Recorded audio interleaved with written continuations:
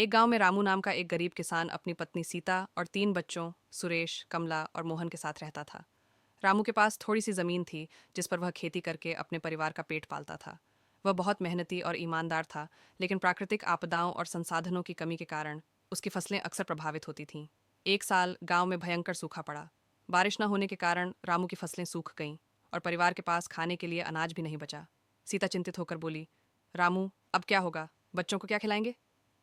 रामू ने सीता को सांत्वना देते हुए कहा, चिंता मत करो सीता, मैं कुछ उपाय निकालूंगा। मेहनत से सब ठीक हो जाएगा। अगले दिन रामू काम की तलाश में पास के शहर गया। वहां उसे एक निर्माण स्थल पर मजदूरी का काम मिला।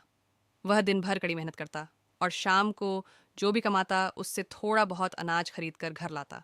हालांकि यह पर्याप्त नहीं था, लेकिन परिवार किसी तरह गुजारा कर रहा था। एक दिन गांव के मुखिया ने घोषणा की कि सरकार किसानों को सूखे से निपटने के लिए सहायता प्रदान कर रही है।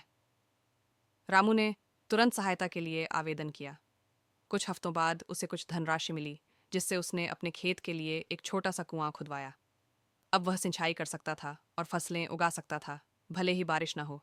रामू ने कड़ी मेहनत से अपने खेत में काम किया। धीरे धीरे उसकी फसलें फिर से लहलहाने लगीं। इस बार उसने पारंपरिक फसलों के साथ साथ सब्जियां भी उगाईं, जिन्हें वह बाजार में बेच सकता था। सीता और बच्चे भी खेत में उसकी मदद करते थे और पूरा परिवार मिलकर मेहनत करता था। एक दिन जब रामू अपनी सब्जियां बाजार में बेच रहा था, एक व्यापारी ने उसकी ताज़ी और अच्छी गुणवत्ता वाली सब्जियों की तारीफ की। व्यापारी ने रामू से नियमित रूप से सब्जियां खरीदने का प्रस्ताव रखा। यह सुनकर रामू बहुत खुश हुआ और उसने इस अवसर को तुरंत स्वीकार कर लिया। अब रामू की आमदनी बढ़ने लगी। उसने अपने बच्चों को स्कूल भेजना शुरू किया